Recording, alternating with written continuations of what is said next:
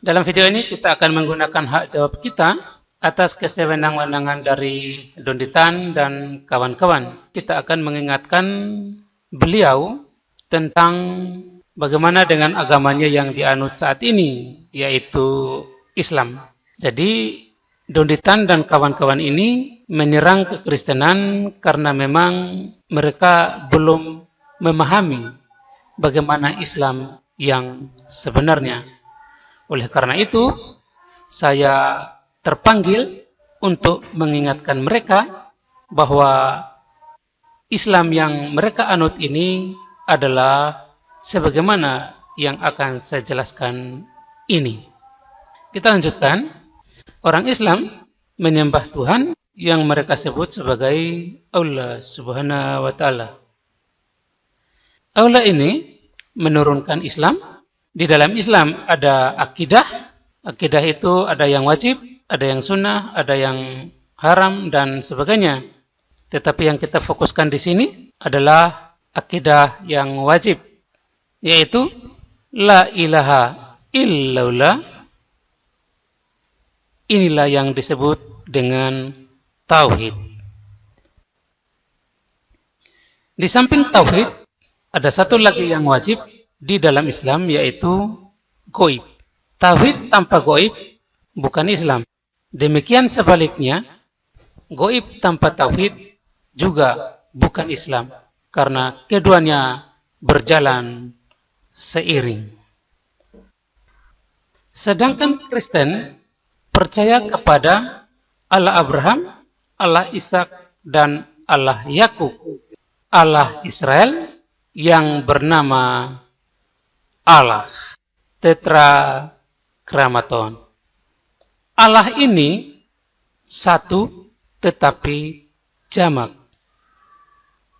Karena Allah itu roh dan rohnya itu banyak, setidak-tidaknya ada 3 yang digambarkan dan masing-masing memiliki hidup di dalam dirinya sendiri. Ini adalah rumusan doktrin Tritunggal yang baru yang saya peroleh setelah melakukan 5 langkah analisis. Yang selanjutnya akan saya jelaskan satu persatu. Rumusan doktrin Tritunggal yang dulu yang mengatakan bahwa Bapa bukan anak, anak bukan Bapa. Bapa bukan Roh Kudus bukan Bapa, anak bukan Roh Kudus, dan Roh Kudus bukan anak.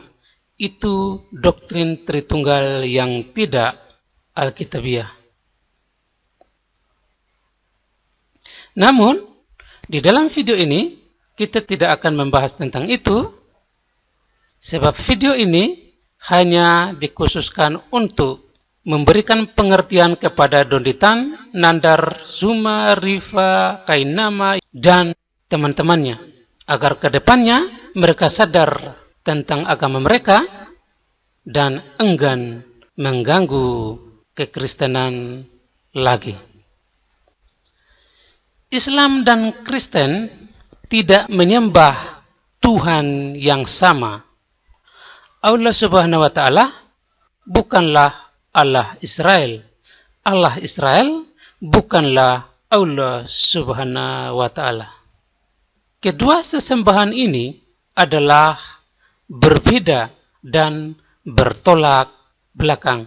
Keduanya ini saling bermusuhan dan tak pernah sejalan.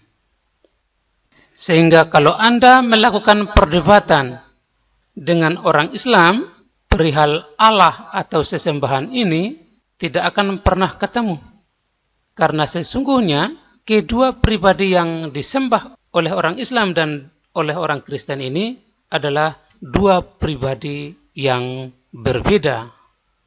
Sebelum kita mengetahui lebih lanjut tentang kedua doktrin ini, manakah yang benar, terlebih dahulu saya memperkenalkan secara ringkas tentang rumusan doktrin Tritunggal yang baru ini. Rumusan ini saya peroleh setelah melakukan 5 tahapan analisis. Yang pertama adalah bahtera keselamatan. Perhatikan baik-baik. Ya, ini adalah pengakuan Petrus, yaitu anak manusia adalah Mesias, anak Allah. Pertanyaannya adalah, apakah Tuhan Yesus tahu arti dari anak manusia, arti dari Mesias, arti dari anak Allah? Ya, dia tahu bahwa arti dari anak manusia adalah Allah, arti dari Mesias adalah Allah, arti dari anak Allah adalah Allah.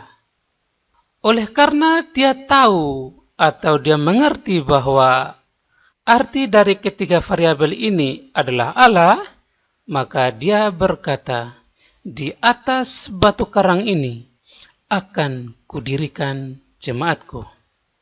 Batu karang yang dimaksud adalah makna dari ketiga variabel ini, yaitu Allah.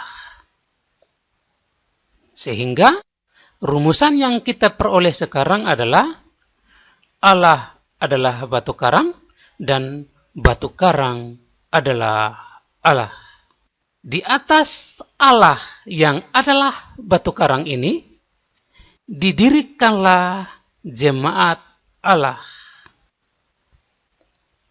Jemaat Allah didirikan mulai dari Allah, dikerjakan oleh Allah untuk kemuliaan Allah.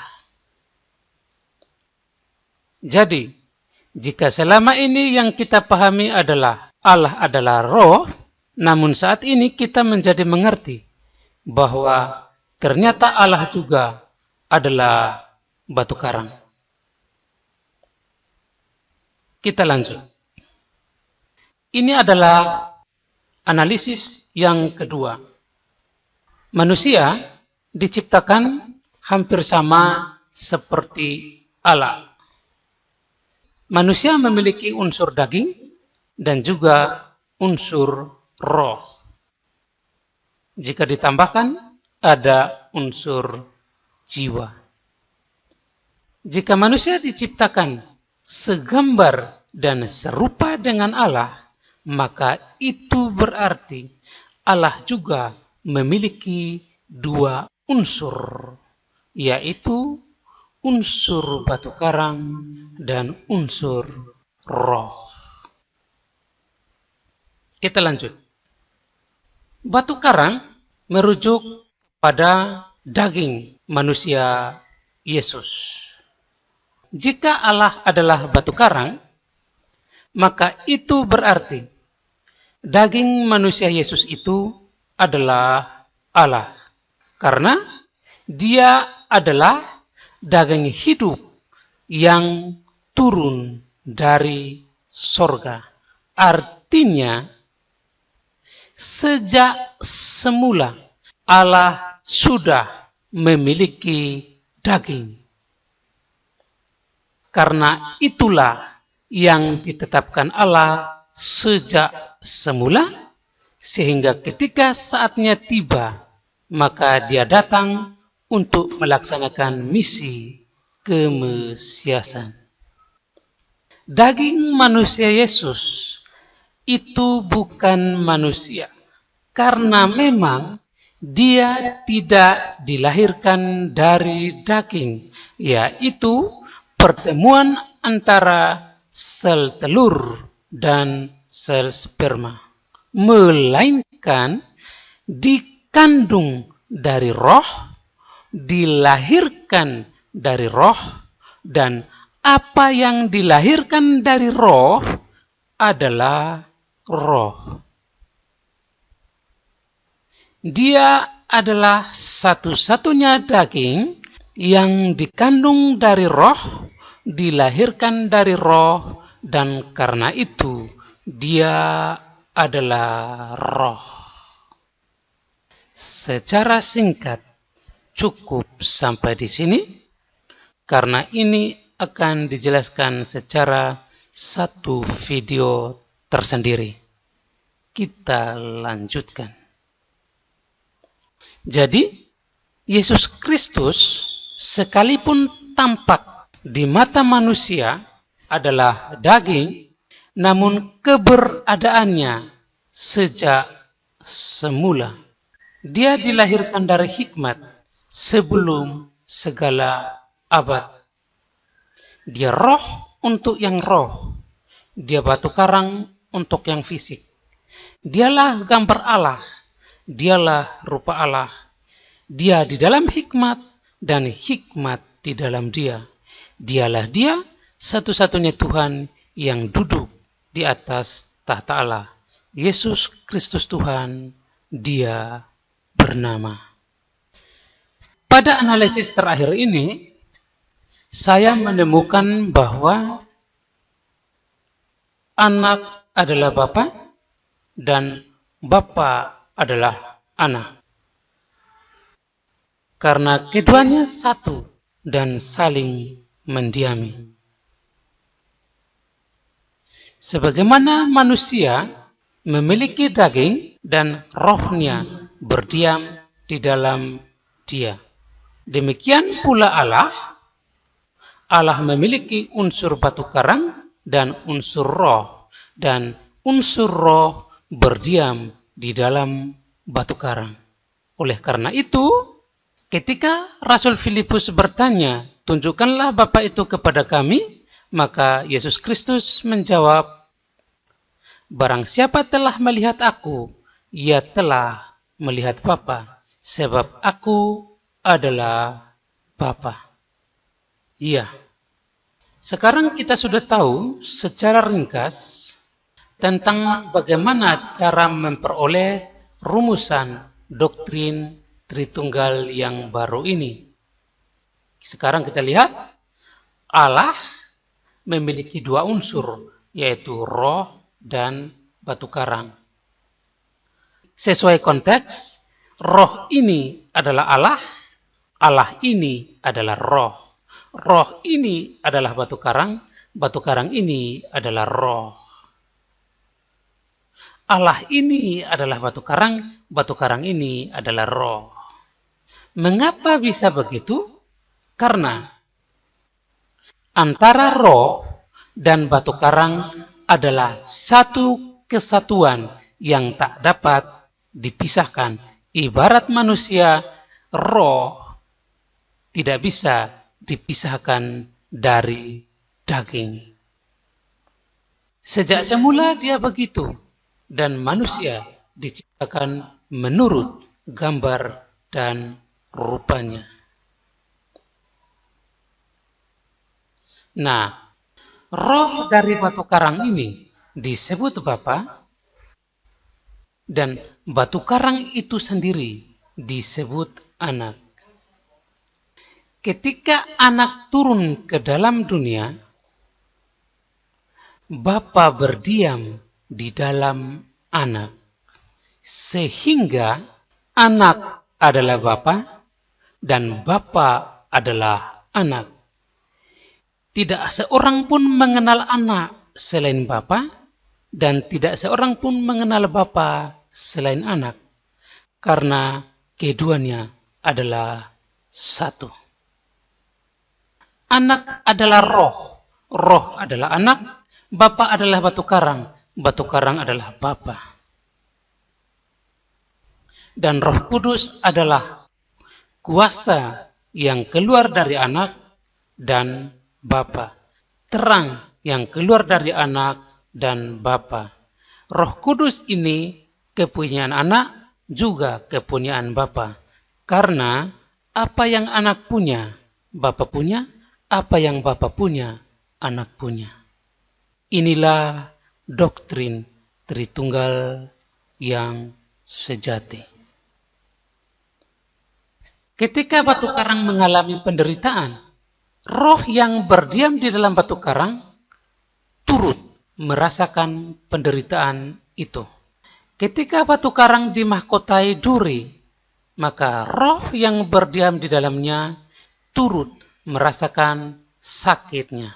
Itu berarti ketika Bapa memberikan cawan kepada anak dan anak menerima cawan itu, Yang minum cawan itu bukan hanya anak, bapak juga turut meminum. Inilah yang disebut dengan tindakan permuliaan antara bapa dan anak. Bapa mempermuliakan anak dengan cara memberikan cawan, dan anak mempermuliakan bapa dengan cara menerima cawan. Jika anak sendiri yang meminum cawan itu, maka bapa tidak memuliakan anak.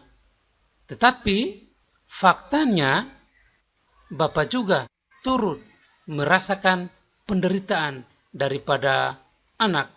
Dengan demikian, cawan itu diminum oleh anak maupun bapa. Karena anak dan bapa adalah satu kesatuan yang tidak dapat dipisahkan.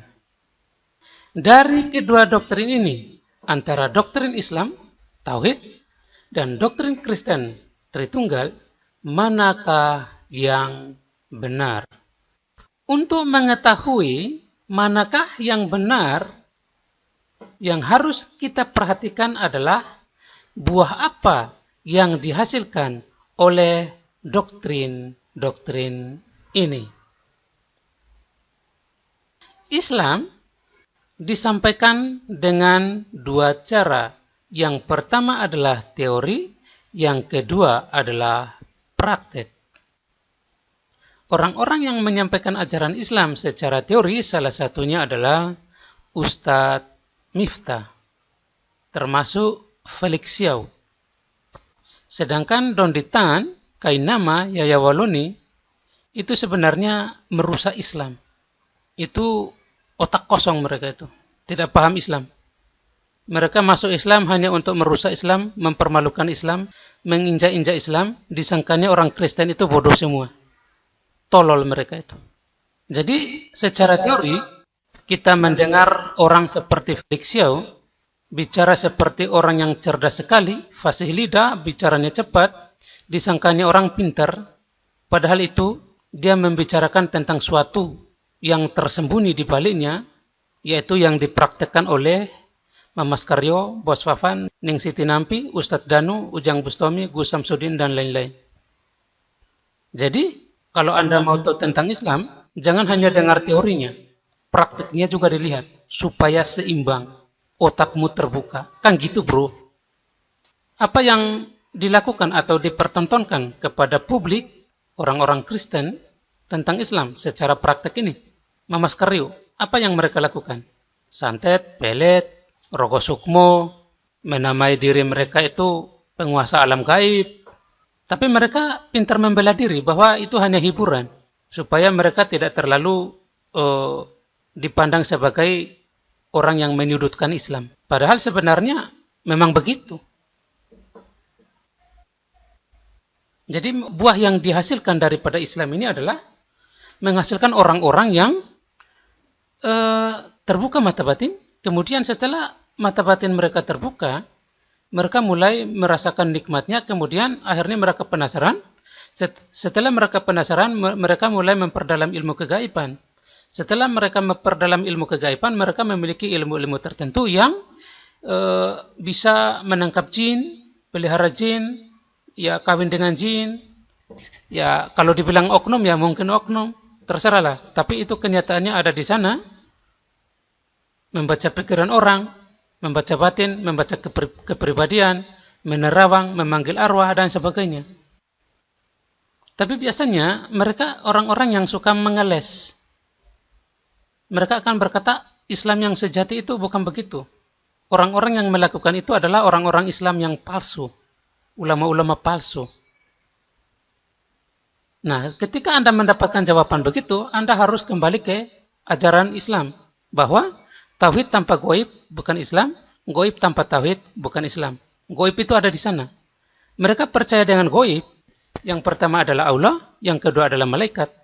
Bukan hanya itu, tambah satu lagi. Mereka percaya bahwa jin juga bisa bertobat, bisa masuk surga. Sehingga jin yang sudah bertobat ini, yang sudah masuk Islam, disebut sebagai jin Islam. Karena mereka satu akidah, mereka bersahabat. Karena mereka bersahabat, maka mereka saling berkomunikasi. Akhirnya mereka jadikan sebagai kodam. Kan begitu, bro. Itu si Donditang goblok banget sih. Kalau orang-orang seperti Mamas Karyo, Bos Fafan, Ningsih Tinampi, yang suka telan santet, kalau mereka itu palsu sebenarnya, oke, kami terima bahwa mereka palsu. Anggap saja kami terima. Tetapi kan kami melihat kenyataan daripada ajaran Islam itu sendiri. Bahwa begitulah yang diajarkan oleh orang Islam. Tapi, andai kata kami menerima bahwa orang-orang ini disebut palsu, berarti sebenarnya Islam ini sendiri menghasilkan orang-orang yang sinting, melakukan suatu aksi-aksi yang nggak berguna. Masa santet ditelan? Kalau itu palsu berarti ya itu memang tidak berguna. Kan begitu, kan, bro? Ada roh-roh kayak Prabu Siliwangi dipanggil, kemudian merasuki media, kemudian diajak tarung. Itu yang dilakukan Bos Fafan. Kalau Bos Fafan itu ulama palsu atau orang Islam palsu, berarti apa yang dilakukannya itu tindakan gila, tindakan bodoh, tindakan yang tidak berguna, tindakan yang tidak berfaedah. Kalau itu disebut hiburan, ya itu bagus. Kami fine-fine aja. Tapi kalau mereka membela diri bahwa mereka melakukan itu karena ajaran Islam, karena ilmu Islam, ya mereka juga punya hak bicara dong. Masa menuduh mereka Islam palsu oleh karena mereka melakukan tindakan bodoh itu? Nah, itu adalah buah yang dihasilkan oleh Islam. Itu Donditan biar otaknya itu bisa paham itu ya. Goblok banget. Kemudian, buah apa yang dihasilkan oleh doktrinnya orang Kristen ini, yaitu doktrin Tritunggal, yang menyembah Al-Abraham, Al-Ishaq, Al-Yakub. Buah yang dihasilkan adalah kesejatian roh. Menghasilkan manusia dengan tetap mempertahankan rohnya yang sejati. Tidak terkontaminasi oleh gaib sebagaimana yang ada di dalam Islam. Mereka adalah orang-orang khusus, orang-orang kudus namanya, yang mengkhususkan diri untuk menyembah Allah dalam roh dan kebenaran. Kalaupun di dalam Kristen ada orang-orang tertentu yang rohnya tidak sejati, mereka itulah yang disebut dengan Kristen palsu atau kambing. Mereka itulah yang akan ditolak atau tidak dikenal oleh Tuhan Yesus Kristus ketika Dia datang untuk kedua kalinya. Jadi, mengapa rohnya orang Kristen itu sejati atau polos? Karena memang ketika orang Kristen ini menyembah Allah yang Maha Kuasa melalui atau dalam nama Yesus Kristus, maka Allah Tritunggal ini secara langsung mendiami hati dari orang Kristen yang sejati itu. Sehingga kalau ada roh jin, roh-roh setan yang berusaha masuk ke dalam hati orang itu, udah tidak bisa. Karena hati orang Kristen itu sudah ada yang tempati, yaitu Allah Tritunggal. Begitu Donditan. Kok bego banget ya, bro? Najis deh. Mengapa orang-orang Islam itu suka mengalami hal-hal sebagaimana yang dilakukan oleh Mamas Karyo, Bos Fafan, Ningsih Tinampi? Itu mengapa bisa begitu? Karena memang mereka tidak memiliki benteng pertahanan setelah hati mereka memutuskan untuk menolak Yesus Kristus. Sehingga hati mereka tidak terbentengi oleh Allah yang Maha Kuasa, maka dengan mudahnya setan masuk ke dalam hati orang Islam. Begitu, bro. Nah, orang-orang yang bergerak dalam bidang spiritual seperti yang dilakukan oleh Mamas Karyo, Bos Wafaning, Siti Nampi, Ustadz Danu, Ujang Bostomi, Gus Samsudin, dan lain-lain, apakah mereka sanggup menghancurkan orang Kristen yang rohnya sejati ini? Tidak bisa. Dan saya sudah membuktikannya dengan menantang Mamas Karyo dan Bos Fafan. Ya, saya sebut nama mereka di sini, dan kalau Anda mengenal mereka, silakan menghubungi mereka. Katakan kepada mereka, saya yang punya channel Profesor Teologi. Bos Fafan itu, sebelumnya dia sering live di YouTube. Anda pernah dengar Ege Sujana bilang apa? Orang Kristen itu punya ilmu. Makanya mereka seredak-seruduk kayak babi. Itu ulah saya. Tanya itu Bos Fafan. Saya yang punya channel Profesor Teologi. Kalau Anda menonton video ini, tolong sampaikan kepada Donditan itu, tutup mulutnya. Demikian pula Mamas Karyo. Dan dia tidak sanggup berbuat apa-apa terhadap saya. Padahal kalau boleh dibilang, saya ini umat biasa, otomatis saya ini tidak seperti pendeta-pendeta yang hebat. Itu saja mereka tidak sanggup berbuat apa-apa terhadap saya. Apalagi pendeta-pendeta yang hebat. Seperti Bapak Melatok, itu Saudara Melatok. Terus Pak Gilbert. Coba nantang mereka. Remuk kau. Saya ajak kamu gak sanggup, apalagi mereka. Jadi antara ilmunya orang Kristen dan ilmunya orang Islam, ilmu spiritual ini ya, kalau dipertarungkan, itu ilmu spiritualnya Islam itu nggak sanggup berbuat apa-apa. Dan saya sudah mengalaminya. Dan dua orang dengan nama nomor 1 dan nomor 2 ini, Mamas Karyo dan Bos Fafan ini, saya sudah tantang mereka melalui channel YouTube mereka. Bos Fafan itu dulu sering live, tapi sekarang sudah nggak live karena ulahnya saya itu. Kan Bos Fafan itu kan mengaku sebagai prajurit perang pasukan langit. Mamas Karyo menyebut dirinya sebagai penguasa alam gaib. Tapi apa kelebihannya? Nggak ada. Omong kosong itu. Saya terpaksa sebut nama mereka di sini karena memang Donditan ini sudah kelewatan. Saya tidak tertarik untuk membahas Islam, tapi kalau kita diam kelihatannya kok sewenang-wenang ya si Donditan. Jadi kalau Anda mahasiswa atau siapapun Anda, kalau Anda orang Kristen, hati-hatilah bergaul dengan orang Islam. 100% orang Islam dewasa pasti memiliki indera keenam. Yang jidatnya hitam itu mereka sudah melakukan memperdalam ilmu kegaiban. Ada yang jidat hitamnya 1, ada yang jidat hitamnya 2, ada yang jidat hitamnya 3. Jadi mereka itu sudah memiliki ilmu gaib yang cukup. Ya sedanglah. Yang tinggi itu kayak Mas Karyo, Bos Fafan, Siti Nampi.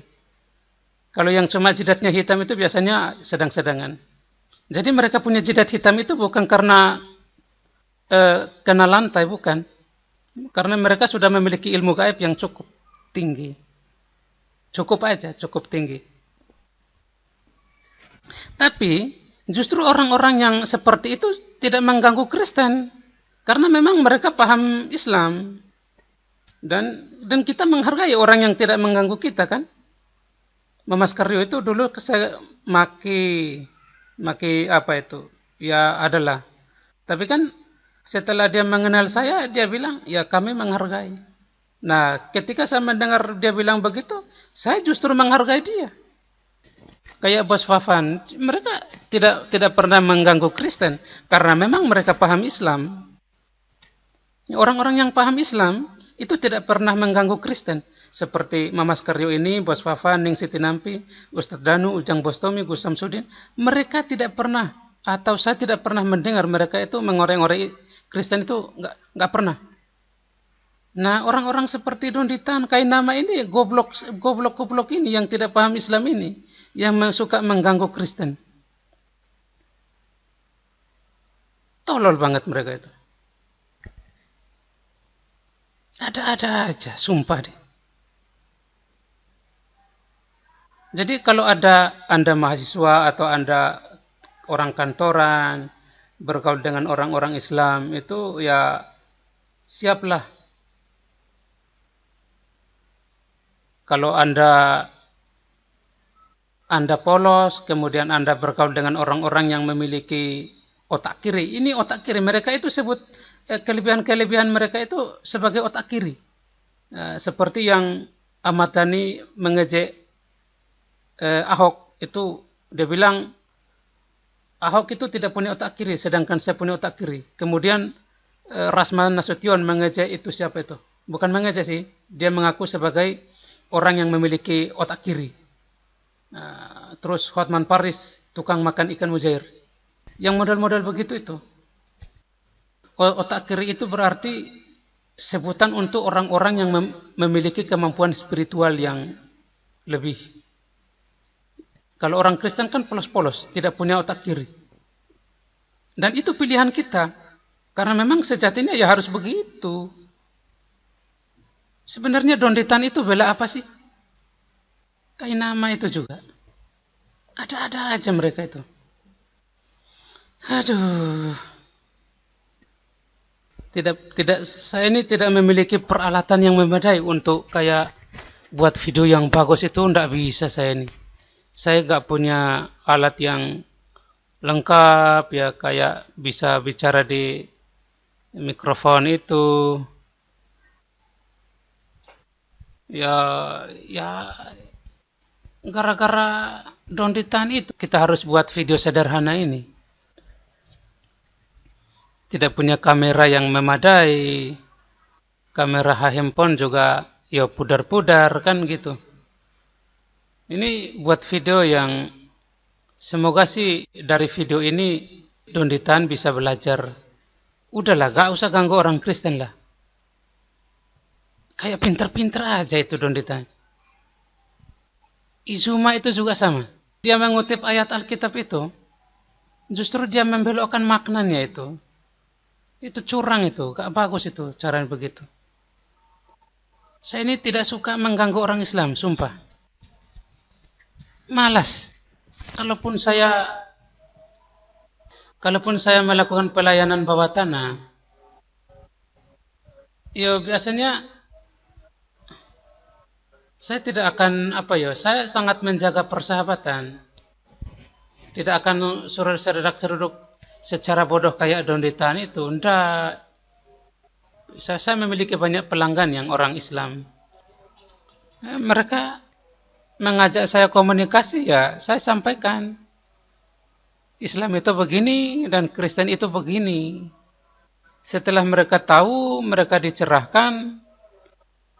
Ya sejauh ini sih belum ada yang mau bertobat.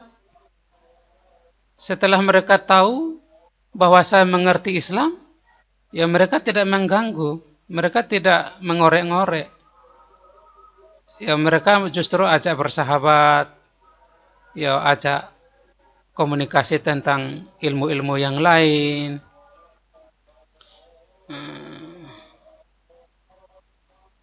Ya saya senang bergaul dengan orang Islam. Saya kan lebih banyak menemui orang Islam di lapangan. Jadi kalau saya bertemu mereka, kalau mereka tidak korek-korek, tidak mancing-mancing, saya tidak akan pernah membahas tentang kekristenan. Tapi kan orang Islam itu kan karena pada dasarnya memiliki otak kiri ini, akhirnya dia terpancing untuk mengorek-ngorek kita kan. Akhirnya pada saat tertentu, pada titik tertentu, dia mulai bicara tentang agama, dia bicara panjang lebar, baru kita masuk. Disitulah baru kita memperkenalkan siapa Yesus Kristus yang sebenarnya. Setelah mereka tahu, ya mereka berkata, bagimu agamamu, bagiku agamaku. Ya itu kita hargai. Tapi kan jangan kayak Donditan ini toh. Sudahlah, tutup mulutnya itu loh. Jadi kalau Anda mau bergaul dengan orang Islam, bagus, untuk hal tertentu bagus, tapi untuk hal tertentu ya kadang kurang bagus. Mereka misalkan di dalam satu perkumpulan, di dalam satu grup, misalkan ada 3 orang, 1 Kristen, 2 Islam. Biasanya 2 orang yang Islam ini suka berbicara satu sama lain melalui batin. Nah, jadi ketika mereka saling menatap mata diam-diam, terus agak lama, itu biasanya mereka sedang berbicara satu sama lain di dalam batin mereka. Nah, itu hati-hati. Kalau Anda punya musuh orang Islam, hati-hatilah. Ini saya kasih pesan ya. Jadi kalau mereka diam-diam ketawa, itu berarti mereka sedang menghujat Anda di dalam hatinya. Jadi orang Kristen juga walaupun polos, tapi biasakan diri untuk mempelajari gerak-gerik mata ya. Motionnya mata itu kayak gimana, motion tertentu artinya apa, motion tertentu artinya apa, ya perlu dipelajari. Sebab dari tatapan mata seseorang itu ada makna-makna tertentu yang dapat kita petik. Oke, saya pikir hanya ini. Semoga saja Donditan menghentikan aksinya sampai di sini. Terima kasih, Tuhan Yesus memberkati.